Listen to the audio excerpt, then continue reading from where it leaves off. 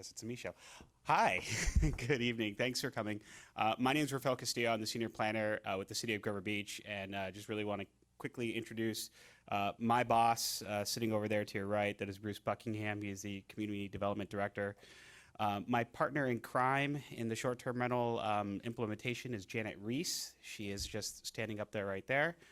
So we have been essentially the folks responsible for putting this thing together after it was adopted by the city council. So again, thank you for coming. I've entitled this session Ask a Planner, short-term rental edition, because that's all we're going to talk about tonight is short-term rentals. So glad you guys could make it out. And with further ado, just want to, I've already done the introduction, so just a quick bit of housekeeping. We are going to do it, well, I am going to do a presentation before you this evening. And then, so what I'd like to do is hold a lot of questions until after the presentation's done, because hopefully the presentation will answer some of your questions. Other bit of news, if it's a little warm, is it too warm in here? No? I just want to make sure. Okay. There we go. Thank you, Janet. Second, bathrooms. Bathrooms, sometimes you do need to go to the bathroom. I know I'm super, super informative, and you want to hear me talk because I love hearing me talk. And so with that being said, bathrooms are down the hall on the right-hand side. They have the level of plaques on this. So without further ado, this is what we're going to go over tonight. We're going to go over the overview of our STR ordinance. For those of you that have followed, good job. You have an A, you get a gold star, but you're still going to have to do the overview. It's kind of like a math class. We're being very repetitive. Just remember, we're reintroducing the basics. The second portion is the requirements to how to apply for an STR permit. The third portion of this evening's program is online STR application. So what we're actually going to do is walk you through our actual beta application. So that's what many of you, if you've gone to our website, you haven't seen it yet. So Bruce actually hasn't seen it either, so this should be fun. Also, finally, we're going to go over inspections, online TOT, that stands for Transient Occupancy Tax, TDM, Tourism Management District, I misspelled that on that one, and then next steps, and finally, once we all have sang Kumbaya, we'll do a Q&A. If you're going to have a very specific question, feel free to ask us afterwards, so let's try to keep these questions general. But we'll let you know, but feel free to ask. And then what we're going to do, rather than having you come up to a podium like a council meeting, we're going to have Janet. She has a wireless mic. She'll come to you, so just raise your hand, and we'll go from there. I won't say anything if you talk out of turn. So just a quick overview again. The short-term rental ordinance, it took about a year and a half. A lot of it was our community development directors doing, along with the city manager, and working with our team, and also with you folks that are out here. This was approved by the city council in June of 2019. So they approved it, but we had this one little part called we have to take it to the coastal commission, since a portion of the ordinance affected residences and properties in what's called the coastal zone. That got approved yesterday.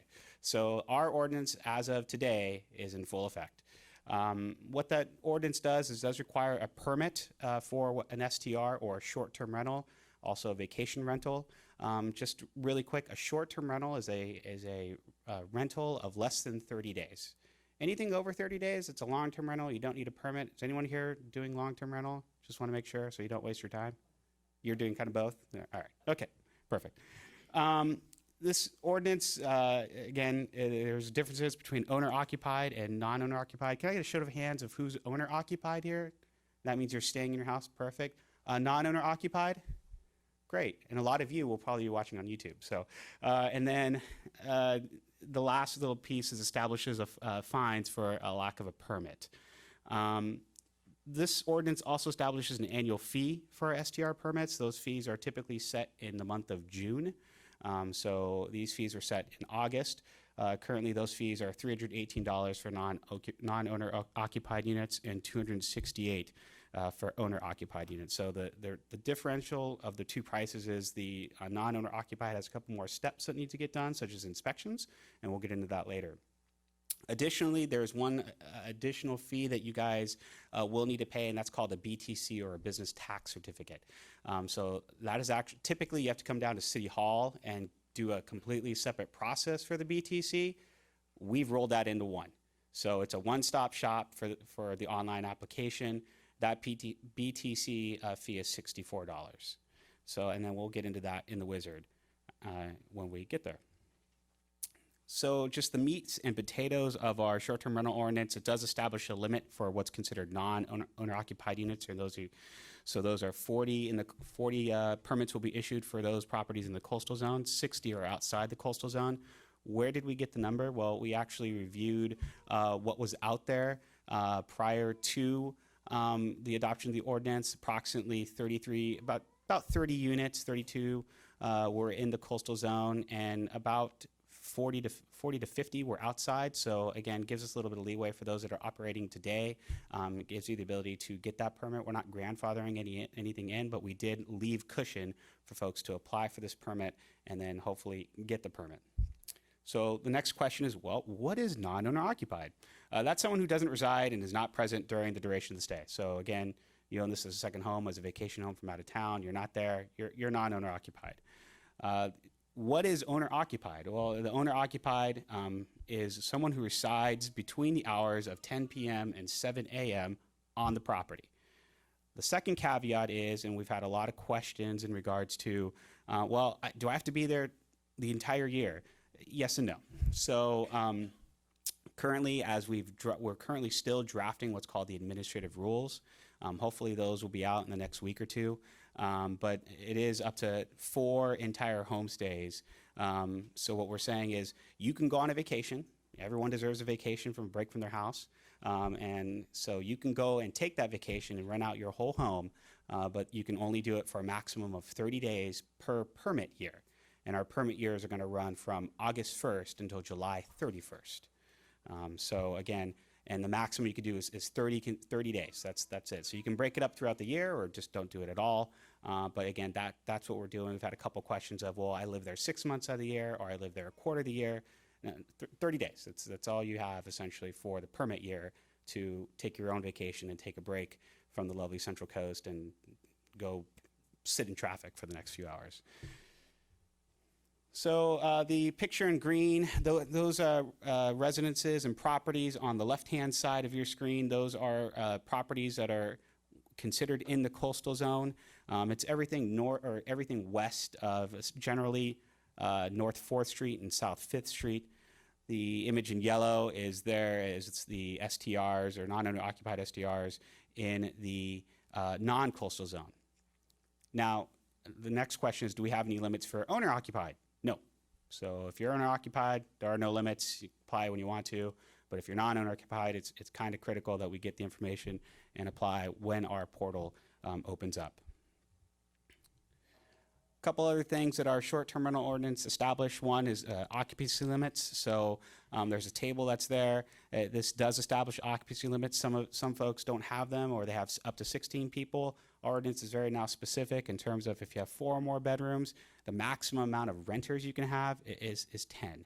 And then we also have a limitation in terms of guests. So what are guests? Well, renters are the folks that actually stay in your place overnight. Guests are people, whether it's family or friends that are in the area, or friends they met on the beach and decided to, head to your rental. Those are guests. So there is an established amount of guests allowed, and so we've established a maximum amount of renters as well as a maximum number of guests, particularly for the non-owner occupied units. Those folks who are owner occupied, there is no limit, but of course you set your house rules as part of your platform, so you can just say, hey, no guests. So it's really up to you, but there is no limit for the amount of guests since you are technically staying there during the overnight stays.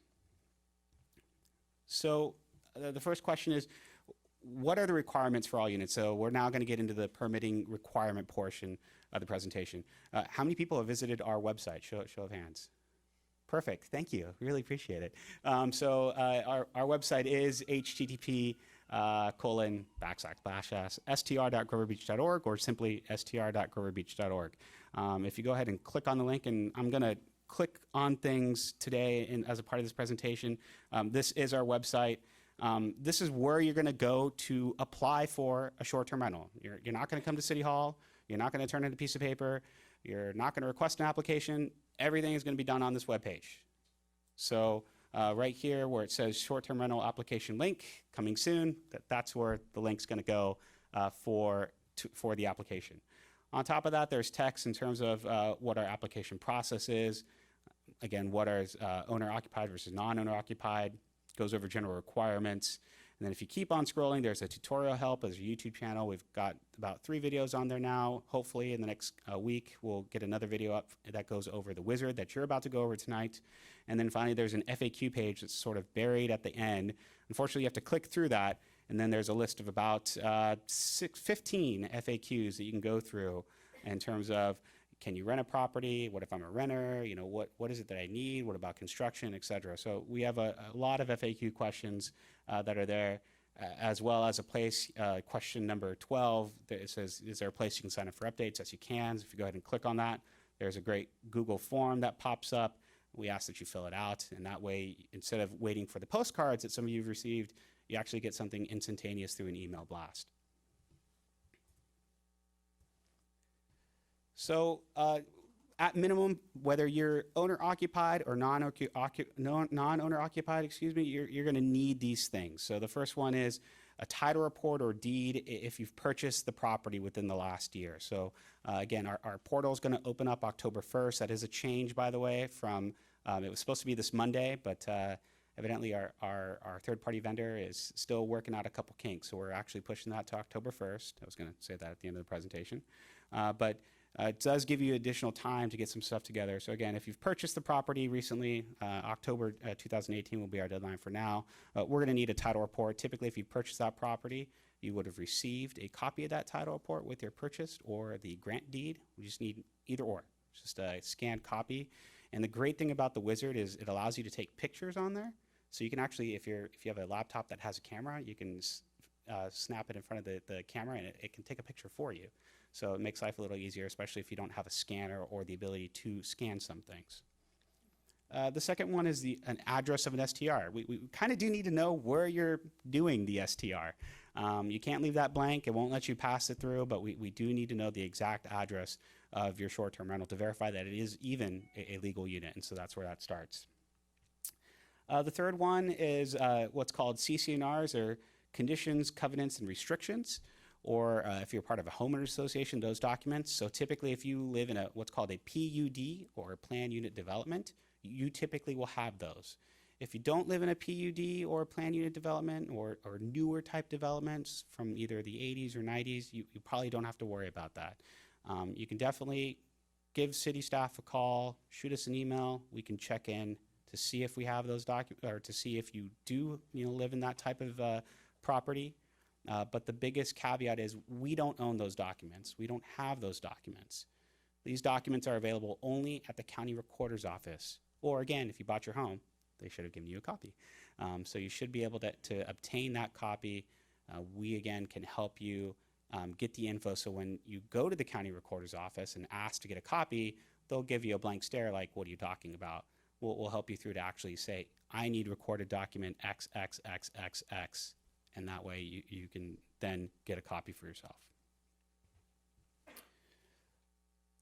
One of the major requirements is a floor plan. So we have provided not only a YouTube video, but also an example floor plan that's on a PDF on our webpage.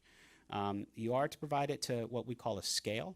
So what that means is it's, a 1/4 inch equals 1 foot, a 1/2 inch equals 1 foot. That's a pretty big piece of paper now that I kind of think about that. But to scale. So usually the next question has been over the last week or two, well, what if I can't do that? That's cool, just give us the square footages. So again, we're trying to accommodate those folks that are just, it's a little intimidating to do, but it is possible. If you can't do it digitally like the YouTube video, hey, pen and paper works just as fine. There are other little tips and tricks. Another easy one that I've told design students from Cal Poly is basically you go to Google Maps and you print out a cool aerial of your property, and then you get something called trace paper or a really thin piece of white paper, put it under a lamp, voila, do some tracing, and you have a site plan. It's as simple as that. It's cheating, but hey, you know what? Whatever works. So the scale doesn't have to be 1 to 10? Okay. Yes, so we're preferring scale, to have a scale. But again, let's hold off questions to the end. Thank you. So As a part of your site plan, there are a couple things we are requesting. The first one is showing 2 parking spaces on site. What does that mean? Everything that's on the street, that doesn't count. So if you show your parking that's on the street on the curb, you can't do that. So you need to physically show 2 parking spaces on the site. Must be a hardscape, can't be your lawn, can't be those type of things. So you gotta have the ability to show those 2 parking spaces. If you live in a PUD, can't be the common driveway. The last thing you need is to show your ability to park on a common driveway and there's an emergency and fire trucks can't get there. That's no fun for anybody. The other thing you do need to show is your property lines, your electrical box, or your circuit breakers, where are those at? One, it's really helpful in the case of an emergency if you have renters that are there, particularly right now during the season we're in fire seasons every season, but particularly during the fall, it gets pretty bad here in California, and PG&E has said that they will shut off the power during major wind events. And if you have a renter there and the power shuts off, that may not be a good thing. They kind of need to know where those things are at. The other one is water shutoff valve, your gas shutoff valve, and again, like we discussed, the on-site parking. The third thing that you need is a floor plan. Again, very similar to the site plan. It's got to be to a scale. If you can't do it to a scale, cool. Give us the room square footages. Again, what we're doing is we're taking both the site plan and this floor plan, and we're comparing it to what we have in our city records to make sure everything is up to, at least everything is there what it needs to be. The biggest thing on the floor plan, especially as you're preparing to apply for this permit, are fire and life safety issues. Smoke detectors, those are big. Those need to be in every single sleeping room. If you don't have a smoke detector, go down to Miners, go down to Home Depot. They're like 15 bucks. Put them on the wall. It's as simple as that. They usually have batteries that last 10 years. That's the ones that we want to use. And then the other one is carbon monoxide detectors. That's another one that's actually kicked in, I believe, back in 2012 through the California Building Code. You need to have a carbon monoxide detector. There is a difference between a smoke detector and a carbon monoxide detector. They're not one of the same thing. One detects carbon. The other one detects smoke. So carbon, such as a gas leak that's there, that'll go off pretty easily. Those need to be in a common area. Second one is third one is fire extinguishers. Those belong in the kitchen. If you have extras, great. But again, we need to see where your smoke detectors are, where your carbon monoxide detectors are, and your fire extinguishers. If you have multiple floors, use 2 sheets. Sheet 1, floor 1, sheet 2, floor 2. Again, same thing. For those of you that are non-owner occupied, you can see in this example, there's a very large X. That means where you're staying. That's not where anyone's going to be at. Let us know that that's your bedroom. You're going to stay that. It's not being used. So that way, again, we can match up your maximum amount of occupants for bedrooms. So a great example is you have a 4-bedroom house, but you're only renting 3 of the 4 bedrooms. Then we're going to make sure that we set that maximum occupancy for the 3 bedrooms and not the 4. So now we're going to go over some special criteria for each sort of category type. Hopefully I've made this pretty simplistic. The first one is our owner-occupied requirement, and you're going to need a tax bill. You should be getting that tax bill in the mail. If you don't get a tax bill, hey, you can pull it up online at the county assessor's website. That's the great thing about it. This is an example of what this tax bill looks like when you get it from the county assessors. All we're looking for is what you see at that circle. Well, we're also looking for to make sure you own the home. If you're a renter, we're looking for that too. But the other one is the homeowner's exemption. That's what we're looking for. We're ensuring that you are indeed the homeowner. This isn't your second property. So that's what we're mainly looking for, which is why it's highlighted there in the red, is that homeowner's exemption. Again, this is available, the county's website, slowcountytax.org. That's where you can go to get a copy of your property bill if you don't have that in mail. And the great thing about that is all you need to do is download it, and it saves it as a PDF for you, which is exactly what our system needs. You don't need to do anything else. So rather than fidgeting to scan your tax bill, if you go to the website, slowcountytax.org, you can then download your property tax, and that's all you need, and you've already taken care of one major thing. The other item for our owner-occupied units is known as the self-certification. So this came up, we finally put this up on the website yesterday. And again, this is what you're going to need to turn in. These forms are available on our website. So you do need to, again, fill out your property address, your name or your operator's name, the APN. And again, we've given you tools to look up your APN. Once you get your property tax bill, it actually gives you your APN, so that takes care of that. And then we're going to ask you that you initial these items, and then again, we're going to go over, we want you to go over your property to make sure that you have certain things, that it is maintained in a neat and clean appearance, that you have a street address that's clearly visible, that it's a minimum of 4 inches. And then interior, looking to make sure that you certify that you do have those smoke detectors, that you do have those carbon monoxide detectors. So you need to initial this, save it, or print a PDF, save it on your desktop because you're going to need it later to upload it to our website. Easy peasy. So this is for owner-occupied? Yes, only for owner-occupied. The third special form that's needed is called the the authorized agent form. This is particularly useful for a property manager. So someone who, if you are a non-owner occupied unit, or even if you're an owner occupied unit and you want someone else to handle this for you, you can authorize someone as an agent to do everything for you, and they can fill it out, they can submit for you, they can pay for you. If you're a renter that is renting the property and you have the property owner's permission, and we're going to need a copy of that lease that shows that, then you will need to also fill out this authorized agent form, because what we're going to do is we're going to issue essentially 2 STR permits, one for the actual property owner, because they are the ones ultimately responsible for any fines or anything else that goes with that, and one as a permit for you as the operator of the STR. So again, this is our authorized agent form. It's available on our website. It's a fillable PDF, but what's not fillable is the signing signature line. We actually do need a wet signature for that. So what that means is you will need to physically sign the piece of paper, and you will need to scan it in some way, shape, or form, whether it's taking a picture with your phone or putting it in front of the screen, but we do need a physical copy of that form. The other one is non-owner occupied. What we're going to require is a local contact. Under the owner occupied, there's a little section that says an emergency contact. That could be you, but hopefully it is someone else just in case there is an emergency. But again, the non-owner occupied units, you need to provide a local contact. And there's a little caveat to that local contact. It needs to be within, is it 30 minutes, Bruce? 30 minutes. So it needs to be within 30 minutes of your STR. Well, how do we determine that?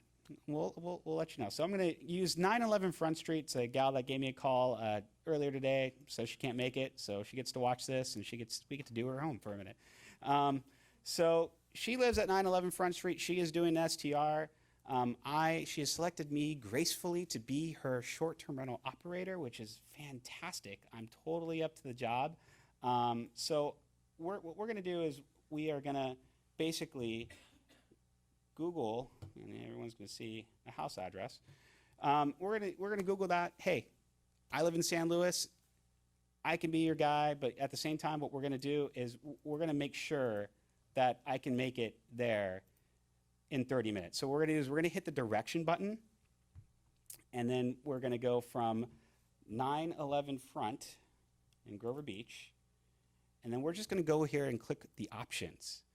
And we're going to go and we're basically, what we're going to do is we're going to calculate it, not walking, because obviously walking takes a long time, but we're going to calculate it based on the time of 8:30 on Saturday. And so what we do is we hit 8:30, we hit Saturday, and from there, if it tells us 30 minutes, fantastic. If it's 35 minutes, you need another local contact. If it's 45 minutes, you need another local contact. So again, we're setting that bar as a Saturday night. Was it 8:30 that we said, or 9, give or take? Well, sometime in the evening of Saturday. Yes. You had a question now? Okay. All right. So sometime in the evening. That's how we're going to determine that your local host is within the 30-minute range. As you can see right now, it's between 17 minutes and 25 minutes. That's a lie because there's traffic, so it's probably close to 30 minutes right now. But again, that's how we're going to determine our baseline based on that 8:30 Saturday evening. So that is the local contact in a nutshell. So we've gathered all our information. We're going to go to str.groverbeach.org. I'm going to say that repeatedly. And so after we have everything on October 1st at 9 a.m., I am not going to come to City Hall and ask to fill out and submit a STR application because we're just going to tell you do it online. But what you are going to do is go to str.groverbeach.org and you're going to click on the link that's provided to you and this website will come up. This is hosted by our third-party vendor, Host Compliance, and this will be our short-term permit registration and tax collection form. So you'll have three options, and I do want to caution you that these buttons, the names are going to change on a couple buttons, and a couple of the screens are going to go away simply because we don't need them or we need things reworded. So this is a very beta version of this portal, but essentially will be the same, most likely be most of the same content that you're going to see once you actually apply for the permit. So you're going to have three options. Option one is register for a short-term permit. Option two is going to be renew an existing short-term permit. So when you're ready to renew, come July 1st, you can click on that and you'll be able to renew. The third option will be paying our TOT. So what we're going to do is we're going to click on option one, which is we're going to register for the permit, and we're going to click on that. The next part is it's going to ask you, what are you doing? Are you the property owner or are you the property manager? So for those that are the property manager or the renter, those with the authorized agent form, you're going to click on property manager. For those that are the owners that are submitting this, guess what? You're going to click on I'm the owner. So Demo is live now, or it will be? it's live. Yeah. You can't get there. Yeah. It's live for me. Yeah. Yeah, you can, that's cheating. All right. So then the next question it's going to ask is the property, are you registering, are you owner occupied or non-owner occupied? Yes or no? So in this instance, I'm going to run it as a non-owner occupied, so I'm going to hit no. And then it's going to ask you again, have you purchased this within a year of today's date? No, I've had this property for years on end. It was my grandmother's house, so no. And then is this property registered to conditions, covenants, and restrictions? No, it's an older home. Don't got any of that. So based on your answers, it's actually going to kick out right here on the screen the following information that you need. So if you click on, yes, you have a newer home and you're in a PUD, it's going to say, hey, you need CC&Rs. If it clicked on property manager, it's going to ask, hey, I need an authorized agent form. After you get to the screen, what you're going to have to do is you're going to have to click saying, hey, I got each one. So I do have a site plan, I do have a floor plan, and then I want to hit next. Nope, can't do it. You actually physically have to click on everything in order to move through. And again, it's kind of a heads up to you to make sure that you have everything that you need in order to continue on with the wizard. So you do need to confirm that what you are submitting to the city and that we will in turn review it. And in this instance, we have a scheduled inspection that needs to get done. So it's encouraged that you review that checklist, and a link to our checklist will be on this portion, and then that you fix everything that's based on the checklist. So we're just going to go ahead and hit, I got it, I'm cool. Green button stands for next, and off we go. So the next step, and bear with me here, is we're going to put in our APN. Again, we're going to have this information because we need it to get it in. So I'm going to put in 060-242-045. It's going to look it up and it's going to validate it. If it says wrong or red right here at this bottom screen, that means it's not the right APN. It's not going to let you through. So you need to make sure that the APN is correct. It's exactly to what you have. Then we're going to hit next. And then the great thing is you can also look it up. There's a little link here to the SoCal County Assessor's website as well, just in case you forgot your APN. So we're going to hit next. And long and behold, it is 164 South 13th Street here in Grover Beach. We will not accept PO boxes on this screen, so it has to be the physical property address or unit number. And so that is the physical property address. And then it'll ask you straight up, does it have a unit number? Typically, you will say no. If you're obviously you have a unit that's associated, well, you will say yes. So in this instance, I do not have a unit number. And then it's going to ask for your first and last name, so you just type that in. And we're going to hit next. And then it's asking for your mailing address. Again, this is where you get your mail. If you're not getting your mail at your STR, don't put your STR. Put it where you're going to get your mail constantly, whether it's a P.O. box, etc. So here I'm going to do 154 South 8th Street. And then here again, it's going to for me, it auto-populates my city and address there. We're going to click OK. It needs my phone number. Sure, fair enough. And that's my line here. And then it's going to ask me for an email address. No problem. I can give you that too. And again, if you don't fill in any of this info, if you just leave it blank, it's not going to let you to the next screen. So this screen, it says, please provide the name of DBA, what you're doing business in. This screen is actually for the business tax certificate, which you're going to pay for as well. If you're doing business as yourself, fantastic. Put your name in. We're actually going to we're asking our vendor put in a little note of what this means. If you're doing business as an actual company or corporation or something for tax purposes, that's what you want to put in. So again, you know what? I'm doing it under my company, Fel Castillo Vacations.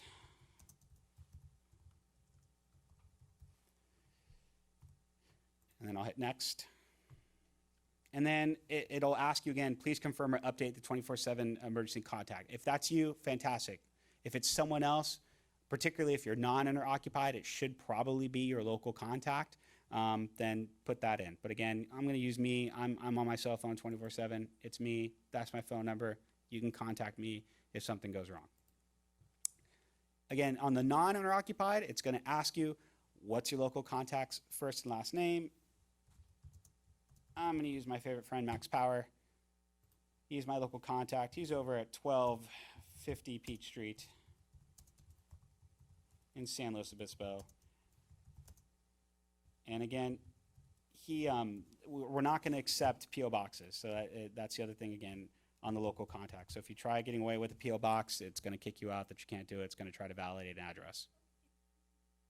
You can put yourself if you live within 30 minutes.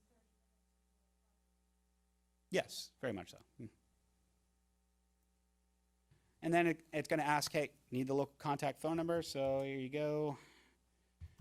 I'm going to give my ex-wife phone number. Can't forget it. It's just ingrained in my head. And again, Max Power, he has an email address as well. And then the next step is looking at, okay, so how many bedrooms are you renting? So we have a three bedroom house, so I'm renting all 3 bedrooms. And this is where the documentation starts up.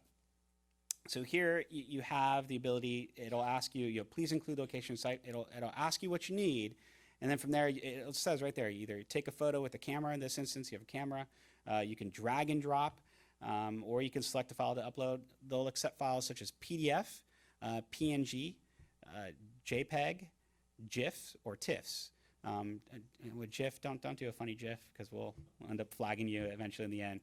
But I do have all the information, so I'm going to click on that box and make sure, looks like a site plan, so I am going to upload the site plan. It's going to think about it. Oh, it didn't accept it. Oh my gosh, what is wrong with you? Oh, but it did accept that one. So it's a different form. I got my floor plan too, and so let's see if it'll accept my floor plan. It sure did. So if you uploaded the wrong one, authorized agent, that's not what I needed. Guess what? You can hit the trash can button, try it again, no big deal. Let's see if it'll actually accept my site plan again. Oh, it did it this time. So here it accepted both my site plan. Gosh, it's been a long time since I did a workshop. And so please mute your phones if you can. So, and then so here, we have all of our documents. You have site plan, it's uploaded to the site. You have floor plans up to the site. We're going to hit the green button next. And then this next question, it asks for tax collection. We're actually not going to ask this question.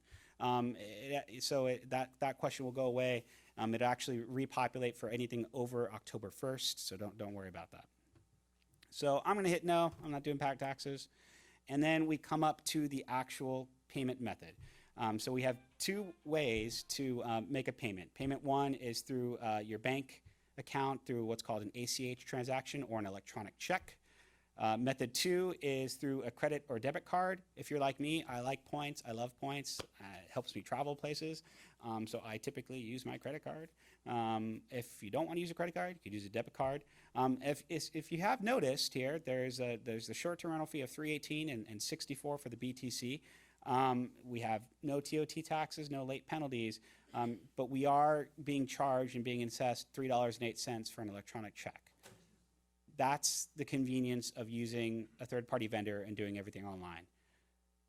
And then credit or debit, same thing, but as you can see, there's a larger credit card processing fee of $11.72.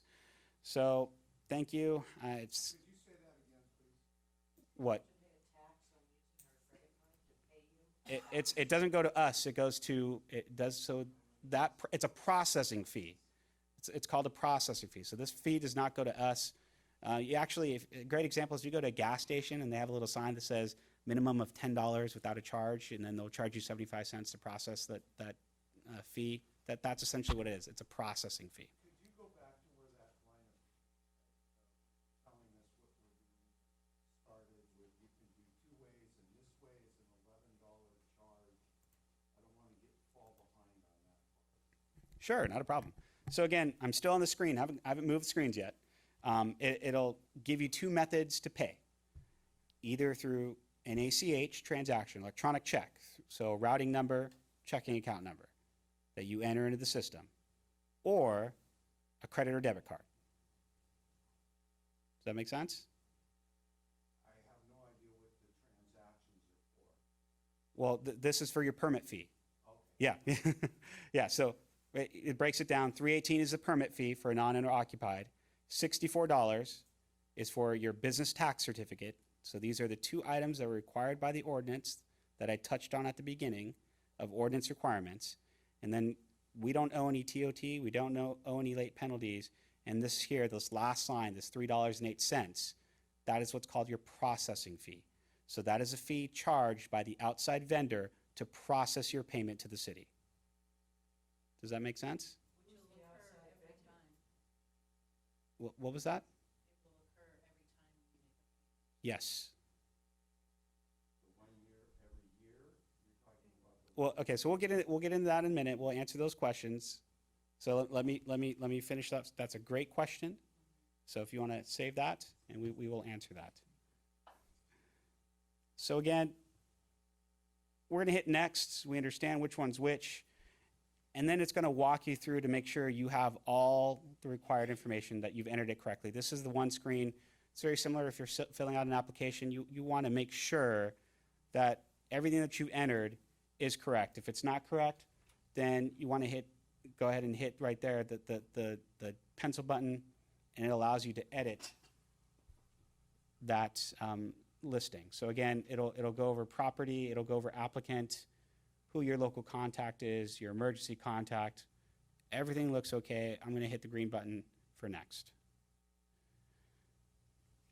Next thing it's going to ask you to do is going to ask you to put down your legal name. So I'm going to put it down right here.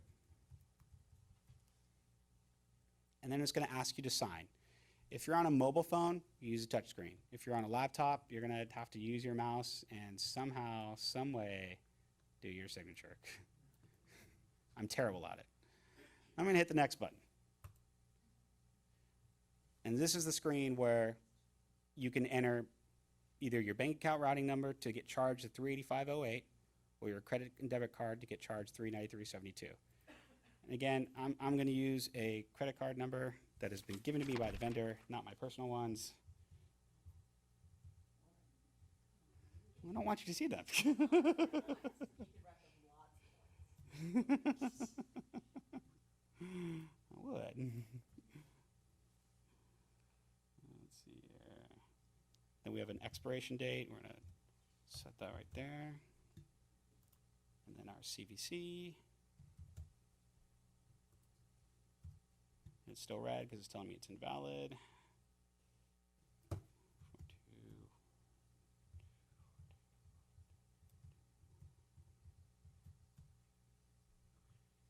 You're going to hit proceed with payment once you enter it in. And then from there, it'll give you, it'll get the screen that says, thank you for submitting the application. What that means is you've submitted it. Doesn't mean you've been granted it, doesn't mean we've given it to you. What that then gives on our end is it gives us a link to Host Compliance's website so we can download your materials and begin our review process. If you're non-owner occupied, there are certain steps. If you're owner occupied, there are other steps. So it kind of goes in two different sets of pathways. Inspect the home? So yeah, I'll get into that in a minute. So that's essentially in a nutshell how to fill out the application. Again, that's going to be available on our website starting October 1st at 9 o'clock in the morning. So for non-owner occupied units, you are going to require an inspection. So this is completed after the city staff has reviewed your application, make sure your floor plan is consistent with what we have, your site plan is consistent with what we have. We will then reach out and contact you to make an appointment. And then in order to be there, we do need access to both the inside and the outside of the house. So again, whether it's you that physically is there and it will work with you in an appointment time, or if you have an authorized agent or someone locally to open it up for us and do the inspection, that would be fantastic. Again, the inspection checklist is available on our website. So if you click there, it's going to open up for you. And again, very similar to the owner occupied, where they have a self-evaluation, which is submitted with the application. If you're non-owner occupied, you go through this checklist. Again, we're looking across the board, the same thing. Property maintenance, legible street address, do you have a trash recycling bin, how your exterior gates, parking, your emergency map, your fire extinguisher, your fire sprinklers, your smoke detectors, your carbon monoxide, your hallway and exit doors. Double key deadbolts, those are actually not allowed. So that means one key on one side, one key on the other. It's a fire hazard.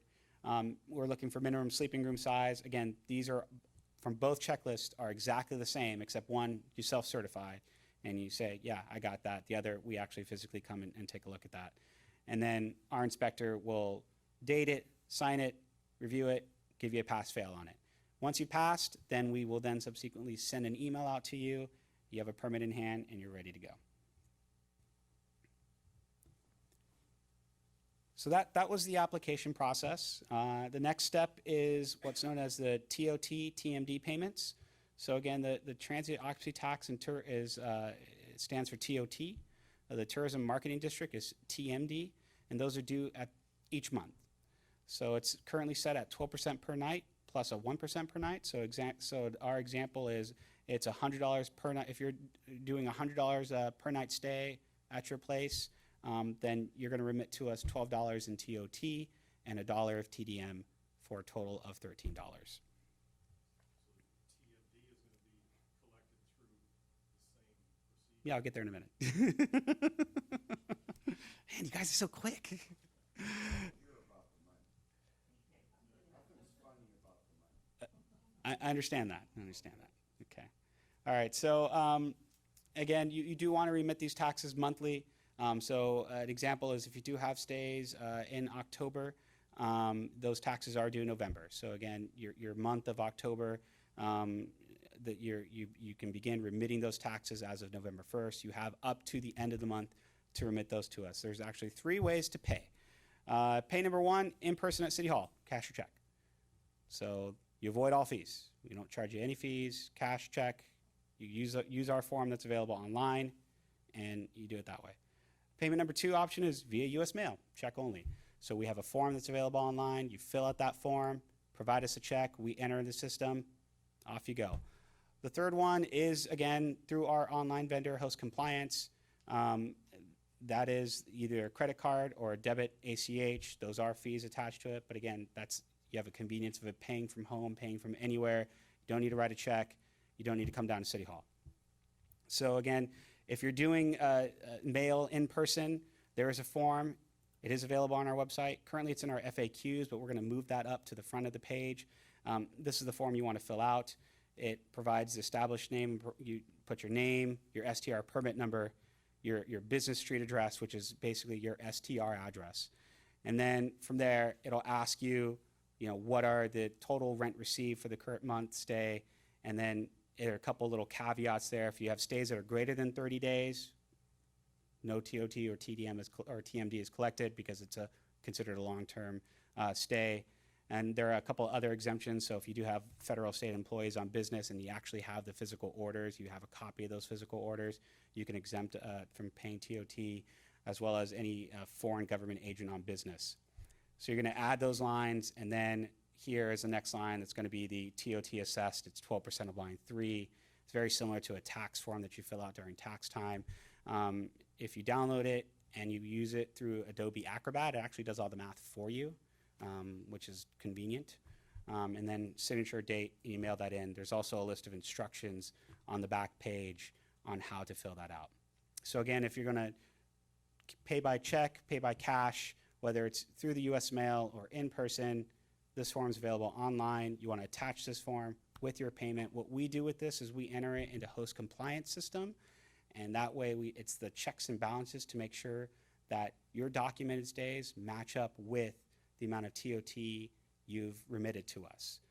So that way everyone's sort of on the fair and equal balance of remitting their required taxes. Again, the second way to do this is through our online portal. There will be an ability to go into the portal itself.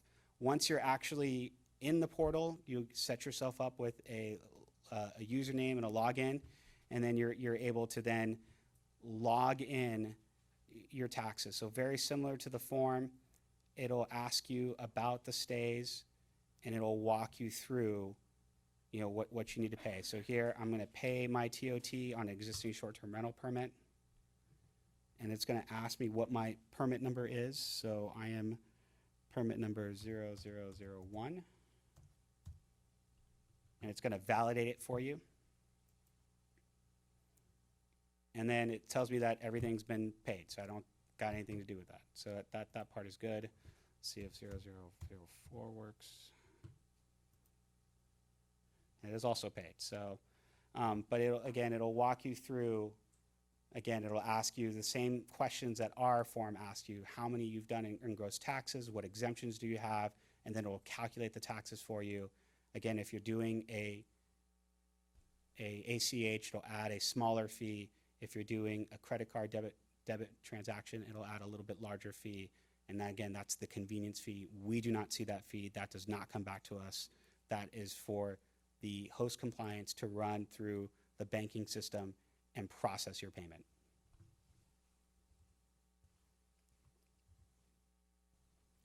So the final steps you need to remember is once you have your permit in hand, you need to link your permit, or you need to link your listing to our Good Neighbor brochure. And again, this is also available on our website.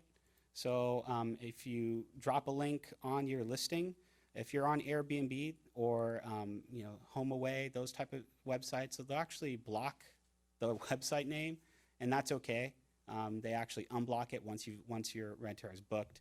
But again, this is sort of our Good Neighbor brochure that is required by our ordinance that your renters abide by these sort of rules and regulations. It talks about a responsible party, it talks about parking, occupancy limits, guests, noise, again, no noise outside between the hours of 10 and 7. It has a quick discussion on pets, trash recycling, and then touches on the complaint hotline. The other one is you need to add your permit number to your listing once it's received. So once your permit's in hand, you definitely want to add that in. I've went ahead and mocked up the address that we had in Airbnb. I actually used to be an Airbnb host way back when in San Luis Obispo, so I actually know a lot about the inner workings of the site as a host. So you're able to then, this is an example. What you want to do is you want to, right here at the bottom, as a part of your beginning summary, this is my permit number, 001. That way we know, because we can take a look at it, we know what's going on. In the read about more space, again, other things to note on Airbnb, each website is different. What I have here is the exact same language that's on our Good Neighbor. It's basically, hey, by booking my house, you agree to all the rules and regulations established by the City of Grover Beach. that you have someone responsible, no outside noise between 10 and 7, no noise will be audible between 10 and 7, inspection may be made by a city official within a 24-hour notice, and then you just acknowledge that you've received this good neighbor brochure. And again, like I mentioned, the website there, it actually does link up, but it's hidden by Airbnb. So unfortunately, we won't be able to show that. And then the other step is you need to display your permits as well as your site plan and your local contact. Those are things that you should have readily available to your renters, somewhere to display that they can easily see that information. As once you received your permit, you actually get an email, and we actually PDF and email you your permit. You don't need to come to City Hall and pick it up. Just hit print, there it is, put it in a nice little frame, you're good to go. So what are sort of your next steps? First one is sign up for email notifications. Again, on our FAQ, str.groverbeach.org, we do have a email notification link. You want to sign that form. This is really critical because we are releasing our admin rules within the next couple weeks. These are things that you want to see. This is sort of the nuts and bolts to our ordinance. The other one is additional updates that we post along. So again, like the copies of this video will be on there. And then second thing is get your home ready. So, we have the inspection checklist up, both self-certified as well as those other ones. Go out, take this time, this extra time that we have now allotted to October 1st to get your house ready for those rentals. And finally, October 1st, 2019 at 9 a.m., our online portal will open up. So what that means is if you click refresh on October 1st at midnight, nothing will be there. You do it at 8:50, nothing will be there. You do it at 9 o'clock, something will be there.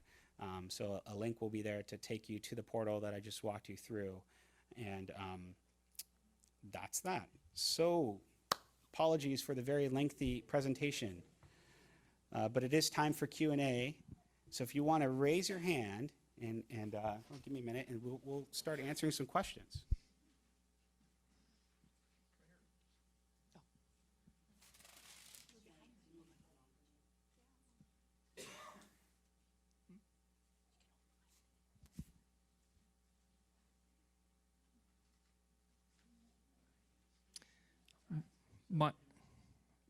My rental management company collects the TOT. Can they pay it to my account, or am I going to have to do that directly?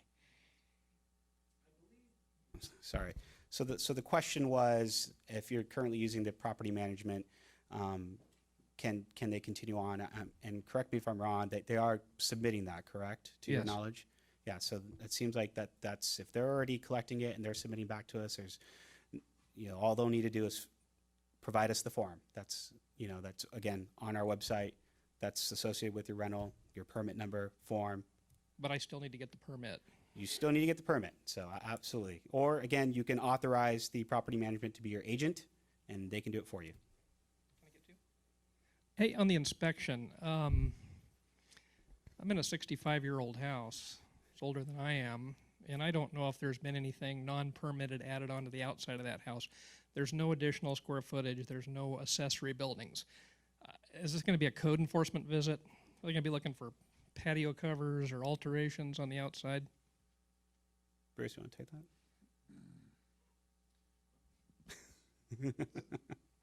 The primary purpose is to make sure that the people that are staying in the house are staying in legally created space, that's all. Yeah. So, and again, the question about a hazard is if there's something we go out there and we see your electrical box and it has a whole bunch of wires hanging out of it, that's a hazard. We would like you to fix that. But again, our job here is to not do code enforcement. It's instead to make sure something is actually habitable for your renters. And as well as that's your job too, because you want to make money. So. I think on I asked it before, on the scale of the site plan and the floor plan, it doesn't have to be 1 foot to 1 inch to 10 feet. That's what there was on the example. It was thrown as an example. So just any, like just quarter any inch or whatever. Okay. right. Any scale will work. And again, The TMA, is that going to be because I didn't see a spot for that on the portal there. Is that going to be collected through?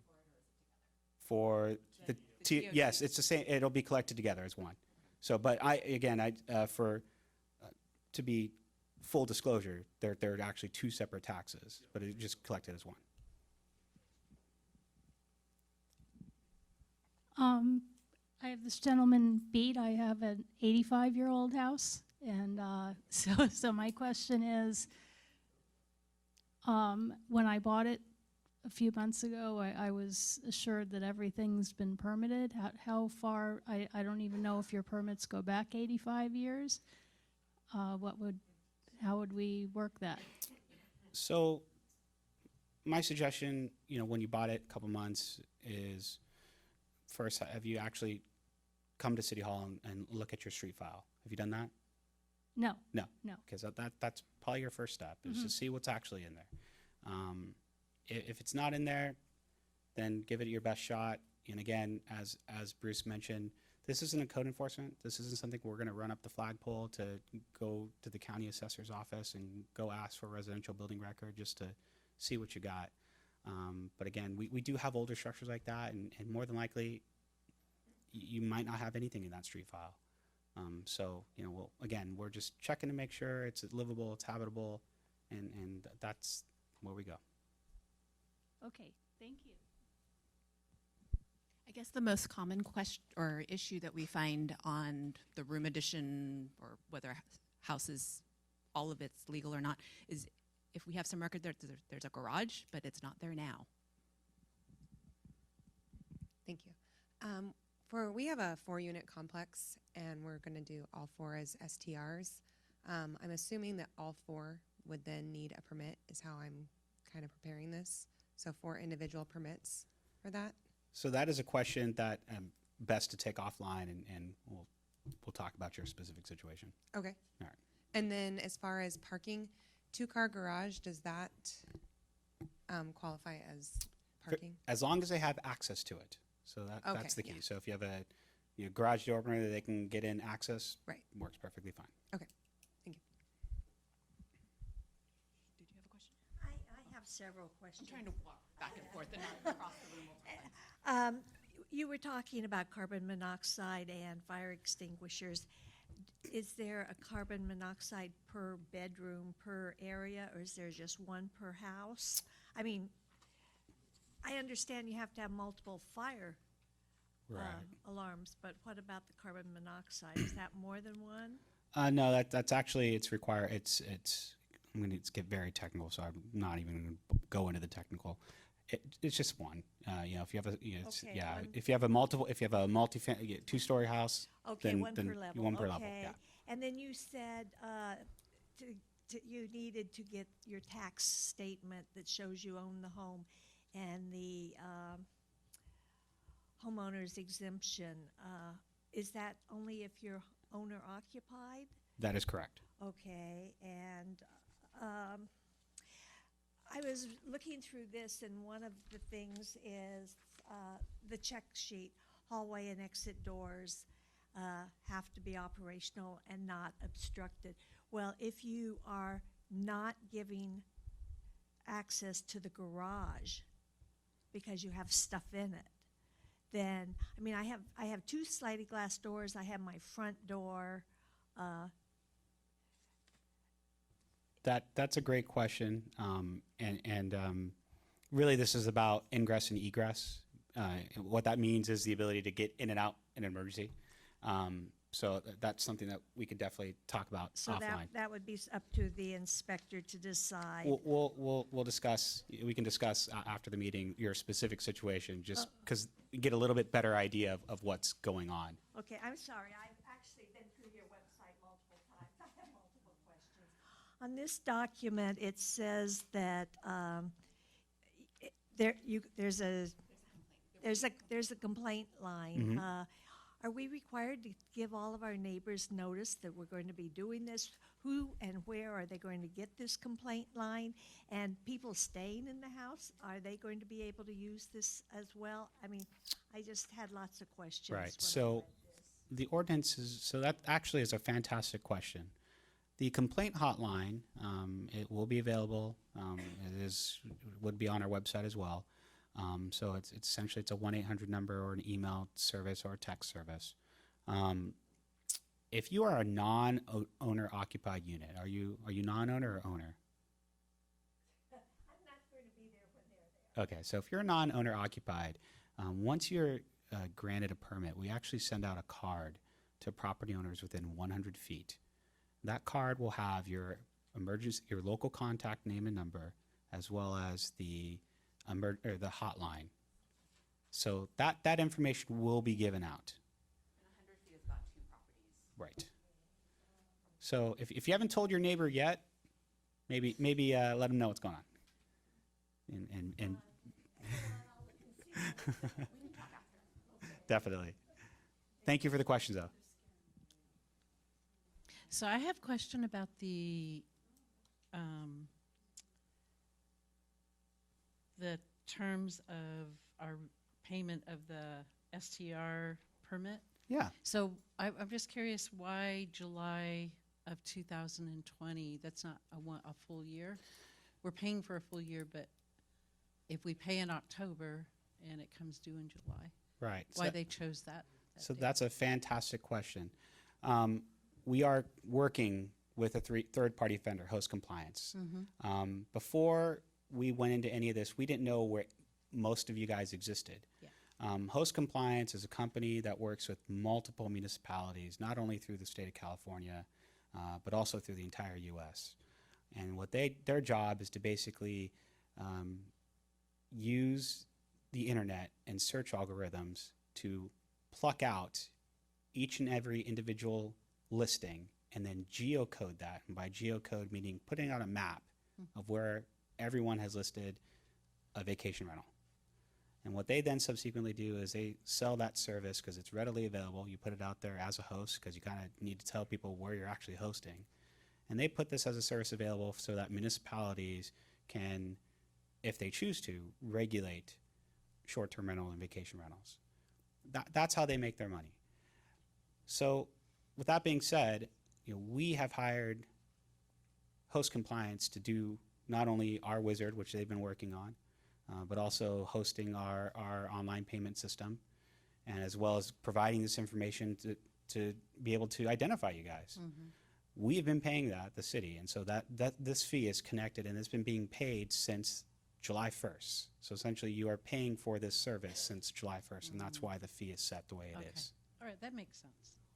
And I have a couple of quick ones, mostly clarification. So I thought I read on the site somewhere where it talked about vehicle registration or tax bill. Yeah, so we are requesting your property tax bill since it's so readily available. And again, when we came up with the questions of the wizards, we were like, well, how, what if they don't have that? Well, they can use vehicle registration. That is an option. It's not the preferred option. Okay. But again, if we can easily pull up tax records. It's all readily available online. So can you. So we are requesting you use that. Yeah. That's a And- great question. And then actually the next 3 are just basically because I've been through your website pretty thoroughly, but I didn't see the checklist, the Good Neighbor link. I think it's just those 2. Yeah, those were updated yesterday. So if No you're wonder. not a Okay. part of our email list, or if you are a part of our email list, check your spam box, Okay. and those links should be there. Okay, and then the last question was, I think it was the second to the last display. You talk about having to post your permit, site plan, but there was a third. The local contact. Oh, okay. Yeah. So, and again, it's always good to have a local contact. When I did it as a host, I actually, I rented out only a portion of my house. It was actually one bedroom that I rented out. The other 2 one was my room, or excuse me, it was my room that I rented out, but the other 2 were my kids' rooms. I didn't want them in there. I didn't want people in there. Yeah. And I actually was the local contact because I was staying with my girlfriend's house. So, I was able to say, hey, if you have an emergency, you have any questions, give me a call. It's very similar to probably what you're doing today. You're more than likely you're already doing like 3/4 of these things anyways. So that's what that is. Okay. Is the business tax certificate yearly or a one-time? Oh, so that is yearly. So unfortunately, this is going to be one of those moans and groan, and I will warn you now. The business tax certificate is $64 flat fee, but it is an annual fee, and it does expire on December 31st. So you will get a separate mailing from Administrative Services, who's administering the taxes, et cetera. And then, but once you're in the system, they'll be able to subsequently send you out your renewal notice, and those just begin to get renewed every year along with every other business here in the city. So, and again, similar to what we said in our FAQ, I don't know if we said it in our FAQs, but you are running a business, so please consult with a tax professional. There are substantial tax benefits for businesses, and that's what this is a business. And typically, and again, I'm not a tax expert, these are typically tax deductible.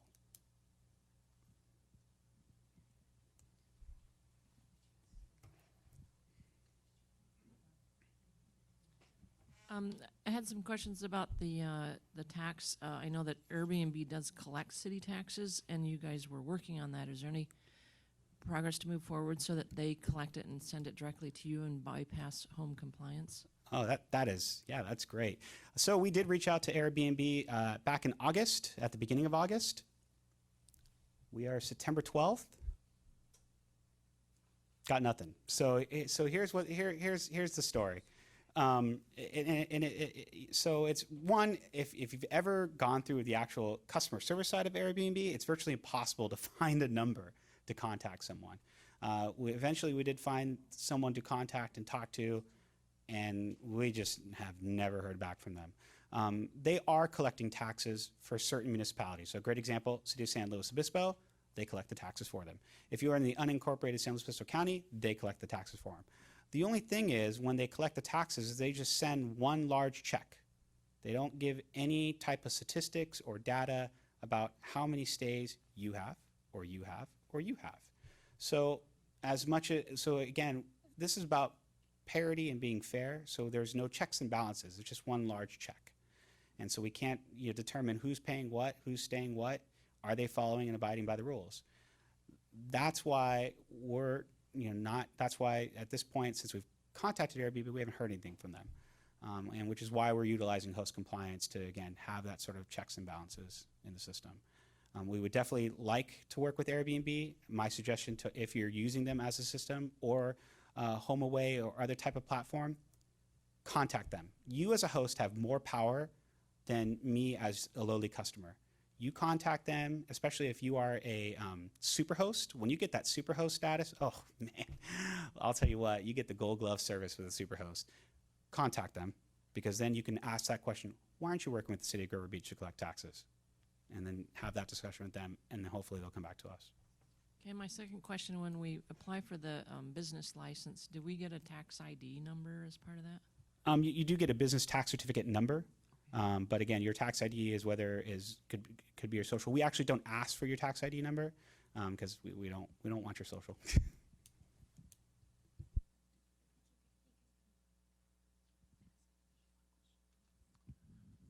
So my understanding is that Grover Beach needs something completely different than San Luis Obispo unincorporated county properties using Airbnb, Arroyo Grande, Santa Maria, and hundreds of other cities that collect the taxes based on the nights that these things are rented and send it to you. Your accounting system is only based on what I do and what she does and what he does and what he does, and not the money that you're supposed to be collecting for the hotel, the transient tax, nightly fee. Is that my understanding? Partially. Okay. You guys need something different than everybody else that's been doing this business, is in this business, is collecting taxes. That, I understand Grover Beach is special. The other thing that I would really like to have is the Dun & Bradstreet from your host compliance people, because I did not see in any of the two ways that I can pay for something that I'm getting from the city that protects my bank account. My numbers, my debit card, my bank account number. I can use PayPal and be just as happy to send it off to whoever you want, but you provided no Dun & Bradstreet.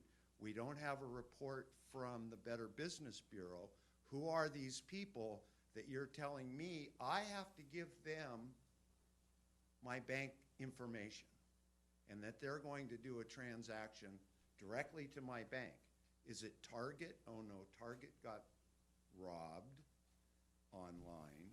I don't feel protected giving it to host compliance. And what I would like to know, if host compliance is that good, why the properties in this city that are designated as affordable housing are being rented out Airbnb. Did host compliance solve that problem? No. I don't trust host compliance with my bank account. Okay. I will come down and give you a check every month, and somebody's gonna have to go through and make sure that I didn't forget or didn't avoid paying you on $24 of 2 nights. And that option's available.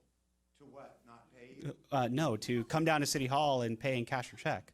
For the first things, the Right. the permit and all that. So I don't have to be involved with host compliance. And again, the security aspect of the security aspect of the SSL. And I'm trying to really. So what I'm trying not I to be. understand, I'm but trying not to be Target technical. got hit, Walmart got hit. Let's name 5 other huge companies with huge staffs that sit around protecting everybody's information.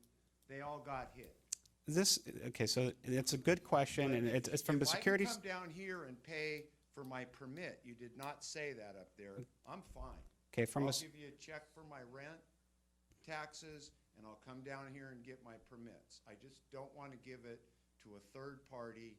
I don't do online. I don't have a debit card. That was my concern. If I'm protected, I can come do business here with you guys. I'm done. Okay, I'm good. so we can address your concerns offline, but that is an excellent question in terms of security.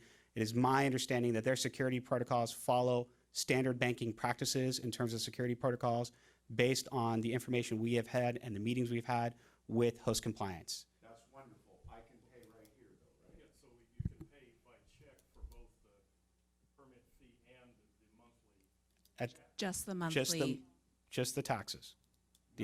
not the initial permit fee or permit application. This online with the third party exposing my bank account information to them. Well, you can also use you can go down to a grocery store like Vaughn's and purchase a prepaid card for the amount of what you know is going to be owed and use the prepaid card to use it online. I've never done that, but I'll do that. But that's an ability to do it. Okay. And you want me to call Airbnb to help you get Airbnb to pay Grover Beach? If you're a super host, please call right after this meeting. Then, hey man, do it, please. I'll call Royal Randy and ask them how they got it. And again, I want to be very clear with you. There are only 2 jurisdictions in the city, in the county, that have Airbnb: the county and San Luis Obispo. That's it. Yeah, Royal Randy? They're not. They're unincorporated. They're not being collected. Royal Randy, Okay. Airbnb? All right. We can talk off. Okay, so I have a few questions. On the, for the tax bill that we get through the county assessors, if my house is under a trust, is that gonna be an issue because it's the trust name and then you want my name on, for that specific property? Is that gonna be a problem? Yes and no.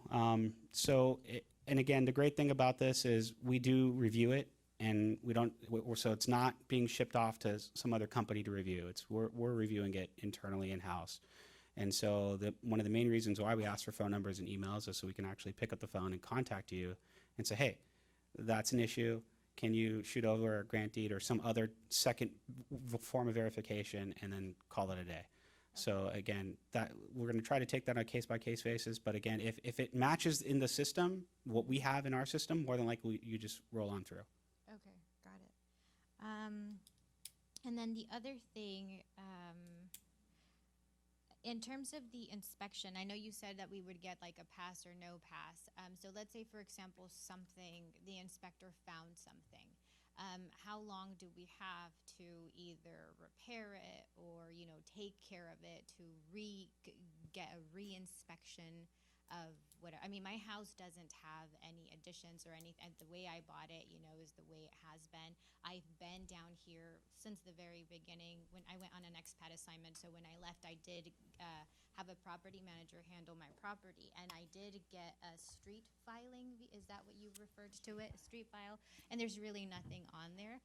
So I'm not concerned about anything on my property, but I just want to make sure, if there's, I don't know, if there's like a fence, something missing, if the inspector says, you got to talk to your neighbor and get this.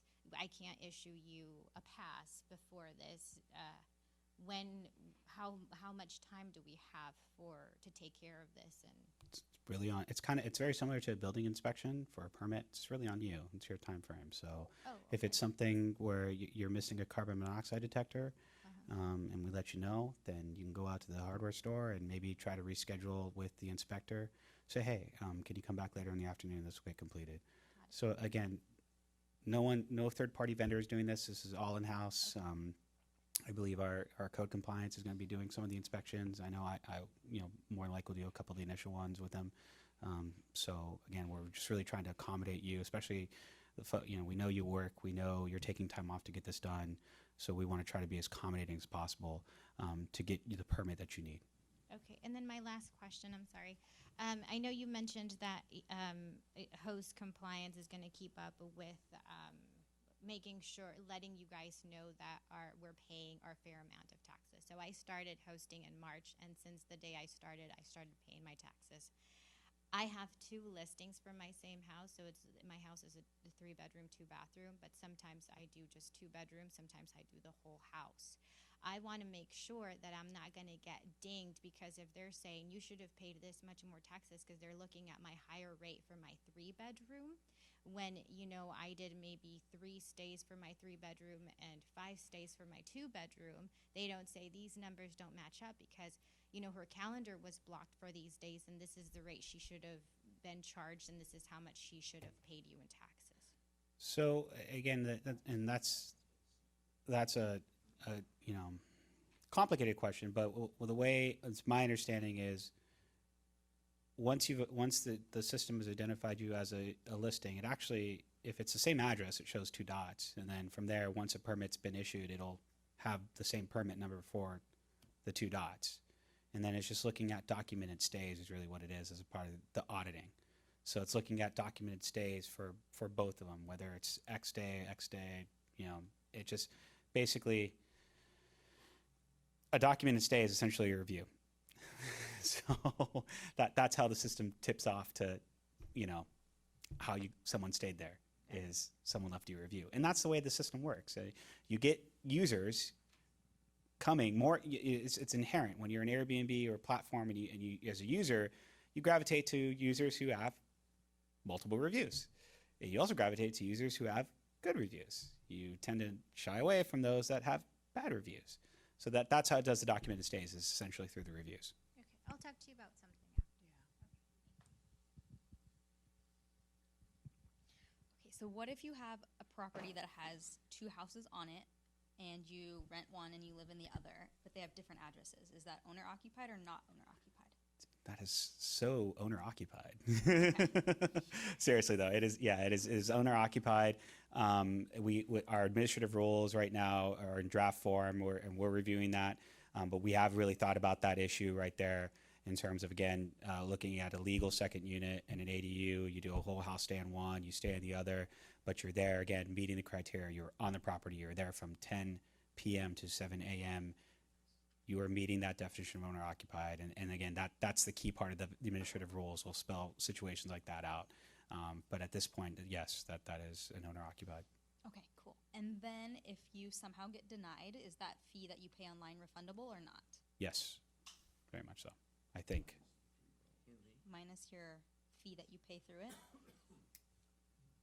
Maybe. Good question. I'm looking over.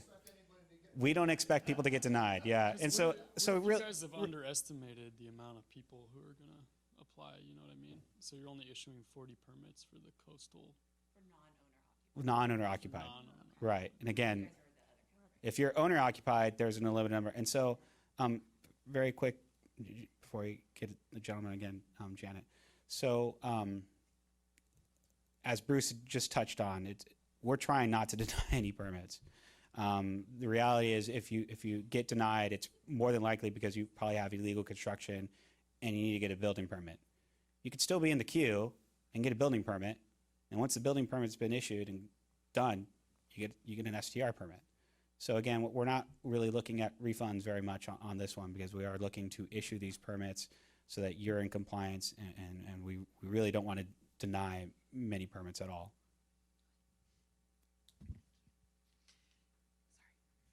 I appreciate you telling me how to get a debit card, because it makes me incredibly happy. Oh, awesome. Thank you.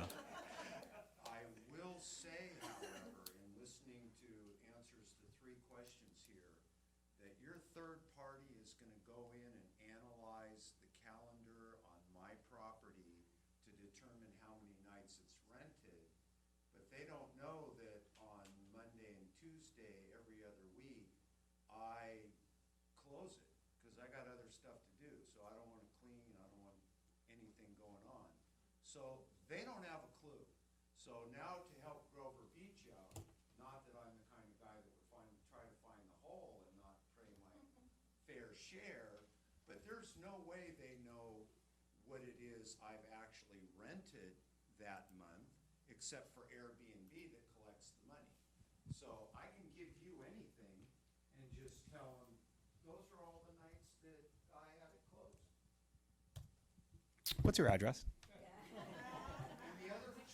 The last question I have is, can I use you as my contact? Actually, you could speak with Cassandra Mesa, our assistant planner, who can, she lives down the street. I'm outside of 30 minutes. Yeah, I would love to, but Just barely. so that's actually a really good question, and I just really, if you give me a minute, I do want to demonstrate that. So I'm giving you a preview of what you're paying for, and so this is on our end. This is host compliance on our end, and it's thinking about it. It's taking time, and hopefully it actually works to come up, because I'm connected to the Wi-Fi and not a landline. But essentially, what ends up happening is it pops up what's called documented stays, and again, I know exactly how you are, because I did the same exact thing. It was, got my kids this weekend, or you know what, I am totally home for the weekend, or if it was graduation weekend, I will make sure I am not at my house, because I'm going to charge $700 a night to get graduation weekend prices, and off we go. So, and yes, that did actually happen. Oh, so you're like one of those capitalists. Maybe.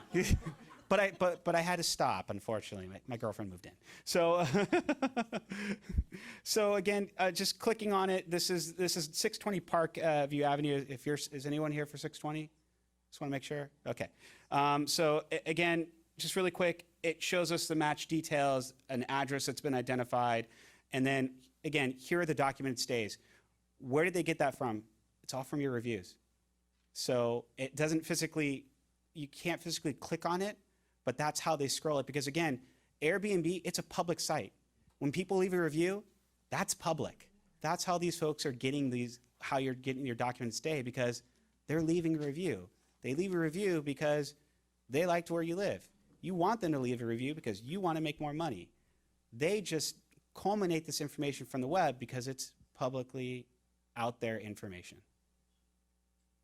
And not everybody leaves a review. And not everyone leaves a review. So the ones that don't leave a review, I may have lost $12.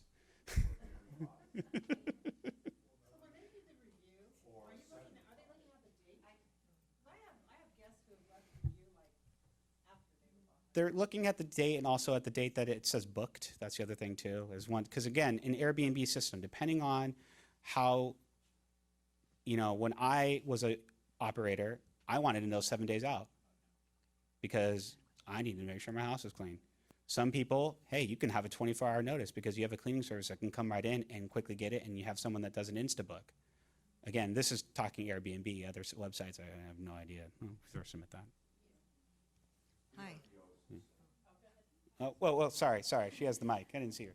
Yeah, hi, I have 4 questions. Now, on October, the permit fee is due, correct? That is correct. Okay, so when are the TOTs due? I mean, when does that start? So, what we're October is really when they start. So, really, again, you get October, you get a permit, and you start doing your stays. Or if you're doing stays now, you're just giving us the money for October. Okay, so then I write a check, I could bring it here? Yeah, absolutely. Again, utilizing our form. There's a form to download. You fill that out, write us a check, give us cash, don't pay a fee, no problem. Okay, also, I'm owner occupied, and so I rent out one room and a bath. In my parking space, in my driveway, there's 2 spaces, me and the Airbnb. There's only 1 car, so that's allowed. Well, You said well, don't it's site share. specific, so we'll pull it up and afterwards. Okay, and the next question is, now, you talked about this, but maybe I missed it. How do I get my parcel number? I look it up at the SLO County Assessor's Office? Yeah, or- so on our FAQ page, there's actually 2 ways we have ability to look up your parcel through our online GIS system or through the counties, and all you do is just pop in your address and the information will pop up. Okay. And it is on your property taxes. Oh, okay. Yeah. And then on that sheet you had up there, you had provide DBA, like a business name. Yeah. What is that? Again, so that's connected to your business tax certificate. So if you're actually created a business entity that runs that you're utilizing for tax purposes, then you want to enter that. If you have no clue what you're doing or you're not doing that and just doing it as yourself, just put your name in. Oh, okay. Yeah. So. All right. Mhm. Thank you.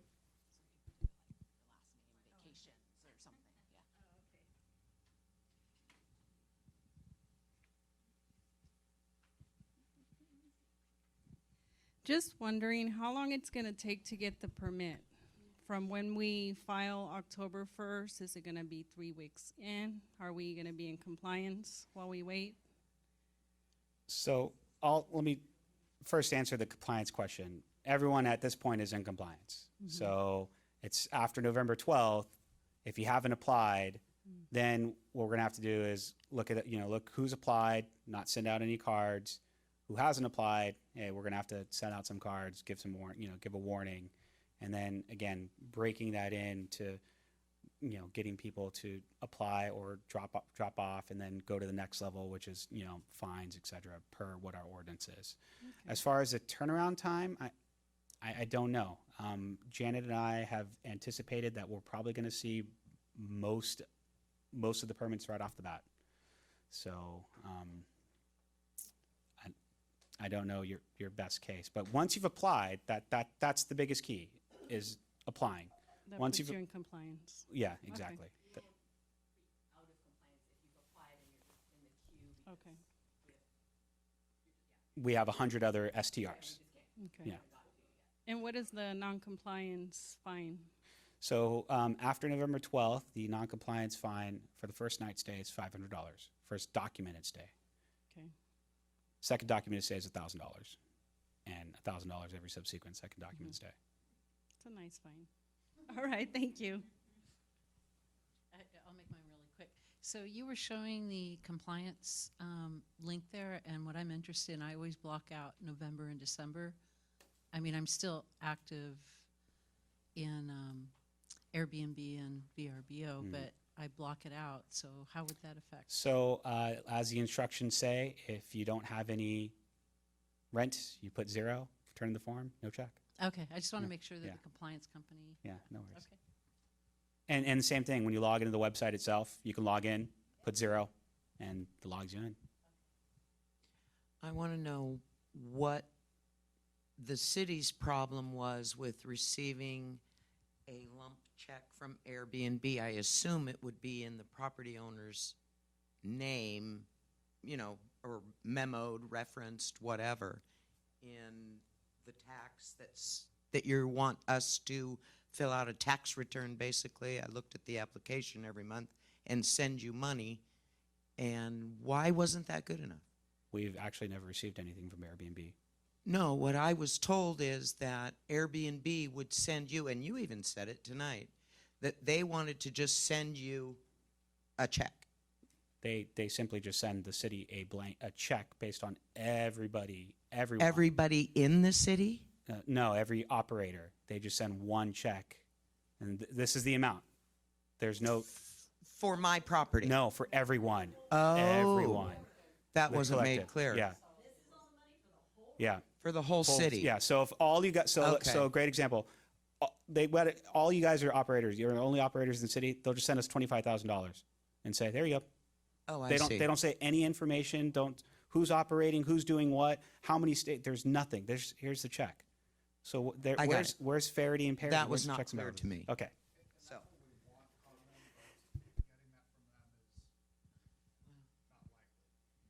just don't want more book work.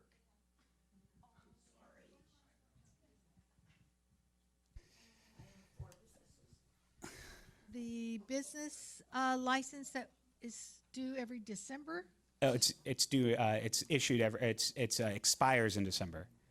So every December we have to pay that. Every it's starting from January all the way up to the beginning of March, I believe. Okay, so if we pay for it this October, Uh-huh. do we have to pay for it again in January? Yes, the $64. Yes. Wow. Yeah. And if we submit our application mid-October for our use permit? It's not a use permit. It's an STR permit. We're paying from October 1st. They don't prorate BTCs anymore. No, I'm not, not the use permit fees or the whatever. I'm talking about The STR. So it's valid from the date of issuance all the way to July 31st, 2020. No. The tax. Oh, the tax. When do we commence paying that? Okay, so that question was answered earlier. It was, yeah. So again, you would, if you apply, you get a permit, and hopefully it's in a few, we turn around as quickly as we can. You'd be starting to pay it starting for your October payment starting in November. Okay, what if I don't apply until mid-October? Is it retroactive back to October 1st? Or what if I wait till October 30th? Then do I start November? I think the intent is to control mine. Yeah.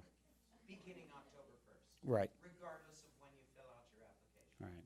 Which is why the wizard is going to say, have you had any stays after October 1st?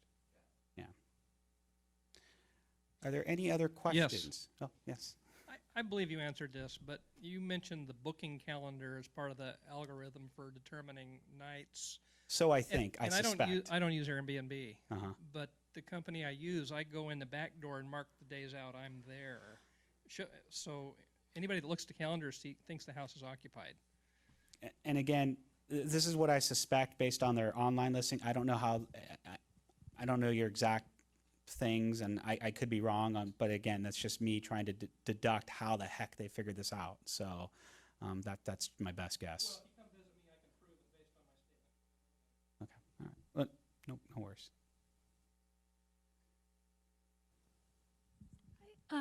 Like I said, I just bought this house a month or two ago, and the previous owner did STRs. So how would I not be responsible for her taxes? You're not.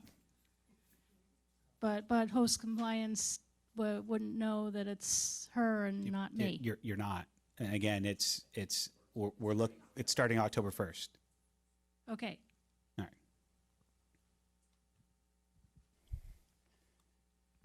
All right. Anyone else? So there's just two payments, the permit fee and the TOT fee. Payments for what, ma'am? To give to you. So again, to summarize, the initial permit fee and what's called the business tax certificate, BTC. Those are the first two payments that are owed when you submit for an STR permit. It was 318 for non-owner occupied. I believe it's 268, 264 for owner. That is yearly. Based on your stays. Which FYI, this whole time you were supposed to be remitting it. It's been in our ordinance for quite some time to remit it. We just didn't know where any of you existed up until recently. Okay, appreciate it. Thank you. Any other? There was one more at the back. Was that you, sir? No. Okay. Yeah, you stated that 12% tax on total nights, I guess, at the Per night stay. per night stay. Yeah. Is that after deducting costs to run? No. So again, literally, if you set an example is if you set $100 without a cleaning fee, then it's based on the $100.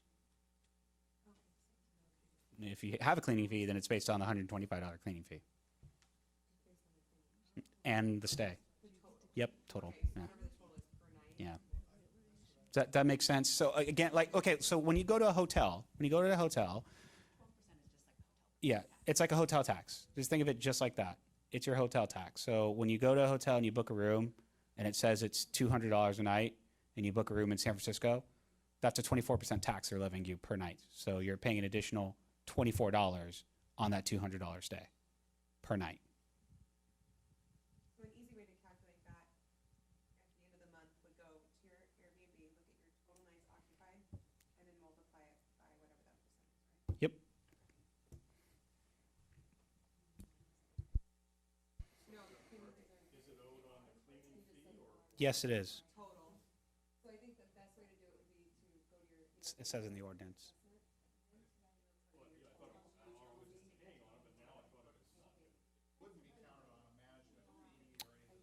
Right. Insurance, management fee, those would not have room rate and the. Right. And if you had a resort fee, it'd count that too. But resort fee. Yes. Yes.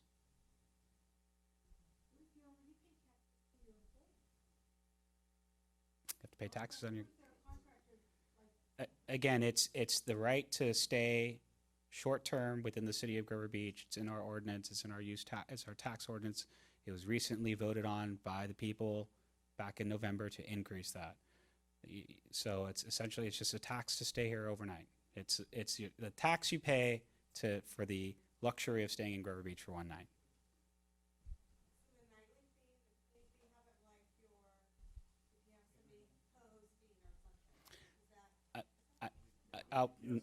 We'll talk that later, and yeah. Are there any other questions? All right, well, thank you so much for coming. We really appreciate it. Janet, myself, and Bruce, we're going to stick around for individual questions. But if not, again, October 1st is our go live date. Thanks.